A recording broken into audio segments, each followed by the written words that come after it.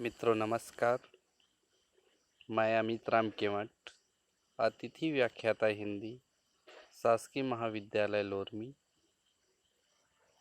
आज हम अटल बिहारी वाजपेयी विश्वविद्यालय बिलासपुर द्वारा संचालित एमए हिंदी चतुर्थ सेमेस्टर के पाठ्यक्रम में शामिल जनवादी कवि नागार्जुन की कविता अकाल और उसके बाद की व्याख्या करेंगे। वास्तव में अकाल और उसके बाद की जो परिस्थिति बाबा वैद्यनाथ मिश्र ने अपनी कविता में उकेरा है, वह अन्य किसी कवियों की रचनाओं में नहीं मिलता।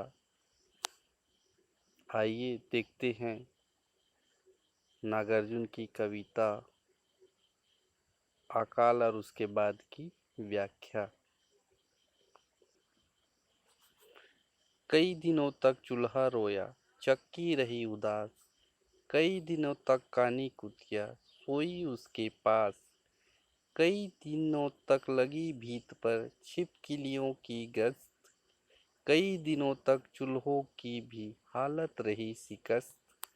दाने आए घर के अंदर कई दिनों के बाद। उठा धुआं उठा आंगन के ऊपर कई दिनों के बाद। चमक उठी घर भर की आंखें कई दिनों के बाद। कौवे ने खुजलाई पांखें कई दिनों के बाद। एक बार पुनः देखते हैं कि यह कविता नागार्जुन के अकाल और उसके बाद की है, जिसमें बताया जा रहा है कि चूल्हा की स्थिति क्या थी, काली कुतिया क्यों उनके पास सोई है, छिपकलियाँ भी गश्त क्यों लगा रही है, चूहों की हालत शिकस्त क्यों है, हालत पतला क्यों है।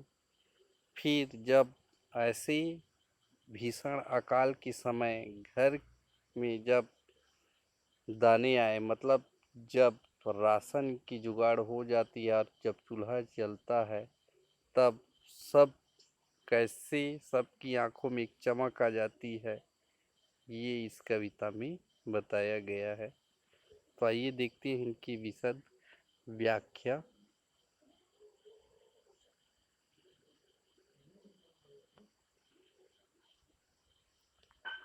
संदर्भ देखते हैं। प्रस्तुत काव्य नागार्जुन की प्रसिद्ध कविता अकाल और उसके बाद से उद्धृत किया गया है।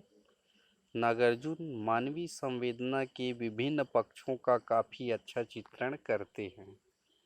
प्रसंग है, कवि ने इन पंक्तियों में अकाल की भीषण स्थिति का चित्रण किया है। चूल्हे और चक्की के भावों को भी कवि ने दिखाया है। अकाल की स्थिति में अनाज के अभाव में मानव तो क्या, जीवों की दशा दयनीय रही। व्याख्या है, अकाल पड़ने की वजह से आम आदमी का जीवन बहुत कठिन हो गया है। अनाज न होने की वजह से कई दिनों तक चूल्हा नहीं जला और न चक्की चली, जिससे लोगों की दशा बहुत पतली हो गई है। भूख प्यास और अकाल की स्थिति वजह से कानी कुतिया, मतलब पालतू जानवर जिसकी एक आँख नहीं हो भी खाना न मिलने की उम्मीद में वहीं पड़े रहते थे। यहाँ तक कि दीवालों पर छिपकलियाँ भी कीड़े मकोड़ों की उम्मीद पर कई दिनों तक दीवारों पर पहरा दे रहे थे। कई दिनों तक वह छिपकली किसी कीड़े की उम्मीद करते हुए दीवारों पे रेंग रही थी और उसकी भी बहुत हालत खराब हो गई थी। भूख की वजह से चूहे भी खाना न मिलने की वजह से बहुत ही परेशान हो गए और उनकी हालत खाना न मिलने की वजह से पस्त होती जा रही थी। विशेष देखते हैं, आम बोलचाल की भाषा का प्रयोग है। दूसरा, चित्रात्मक वर्णन है। तीसरा है बिंबात्मकता है, अर्थात एक ऐसे चित्र उकेरे हैं कवि ने जो भीषण अकाल की भीषणता का ऐसा चित्रण करते हैं कि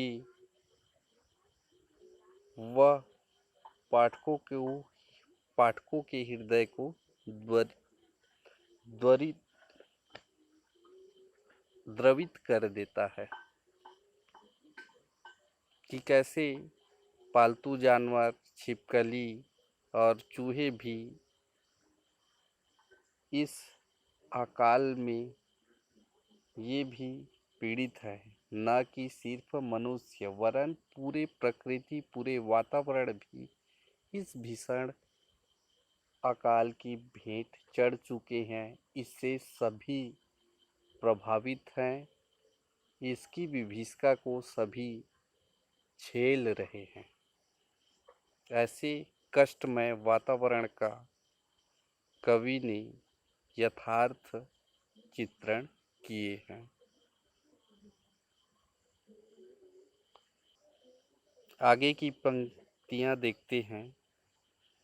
दाने आए घर के अंदर कई दिनों के बाद, धुआं उठा आंगन के ऊपर कई दिनों के बाद, चमक उठी घर भर की आंखें कई दिनों के बाद, कौवे ने खुजलाई पांखें कई दिनों के बाद। आइए देखते हैं संदर्भ। प्रस्तुत काव्य नागार्जुन की प्रसिद्ध कविता अकाल और उसके बाद से उद्धृत किया गया है। नागार्जुन मानवीय संवेदना के विभिन्न पक्षों का काफी अच्छा चित्रण करते हैं। प्रसंग देखते हैं। इन पंक्तियों में कवि ने अकाल के बाद की स्थिति का चित्रण किया है। जब घर में अनाज के दाने लाए जाते हैं तब उनकी महत्व का पता चलता है। व्याख्या देखते हैं। जब अकाल की विपत्ति गई तो घर में अन्न के दाने आए और घर में खुशी का माहौल और हलचल प्रारंभ हो गई। ऐसा लगता है मानो कोई मृत इंसान वापस जिंदा हो गया हो। घर में कई दिनों के बाद चूल्हा जला और आंगन के ऊपर से धुआं उठता दिखाई देने लगा। अन्न की प्राप्ति होने की खुशी से घर वालों की आंखें चमकने लगी। आज बहुत दिनों के बाद उन्हें भरपेट भोजन मिलेगा, यह सोचकर उन्हें बहुत खुशी और आनंद का अनुभव हो रहा था। घर में धुआं देखकर कौवे को भी भोजन पाने की आशा हो गई। वह भी प्रसन्नता से अपने पंख खुजलाने लगा और इसी तरह से वातावरण में खुशी का माहौल छा गया। स्पष्ट है कि जब अकाल धीरे धीरे समाप्त हो जाता है तो घर में अन्न की व्यवस्था भी हो जाती है और अन्न के दाने का आने का तात्पर्य ये है कि मानव में इस जीव जगत में जीवन का संचार होने लगा। जब जब अन्न घर आता है तो उनको पकाने के लिए चूल्हा जलता है, धुआं उठता है, तो उनकी जो खुशनुमा है, जो खुशी है, जो अप्रतिम खुशी मिलती है, उनका वर्णन नहीं किया जा सकता। एक भूखे व्यक्ति को खाना मिलना अपने आप में एक अनोखा अनुभव है और उस भूखे व्यक्ति को जो तृप्ति मिलता है उनका वर्णन भोजन देने वाला नहीं कर सकता। तो भोजन के आने से, अन्न के आने से घर में जो खुशी का वातावरण है वह सभी के आँखों में एक विशेष चमक के माध्यम से कवि ने वर्णन किया है।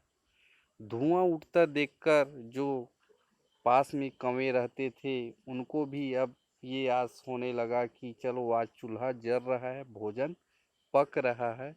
आज उन्हें भी भोजन मिलने की आशा हो गई और वह अपनी इस खुशी को अपने पंख खुजलाने से प्रकट कर रहा है। अर्थात अन्न के आ जाने से वातावरण में एक विशेष खुशी का माहौल निर्मित हो गया है।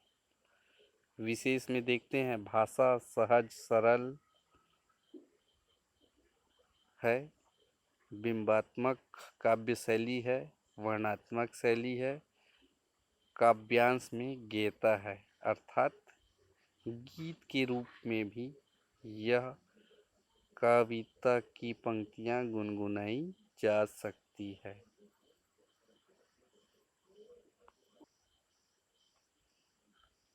यह थी मित्रों अकाल और उसके बाद कविता की व्याख्या।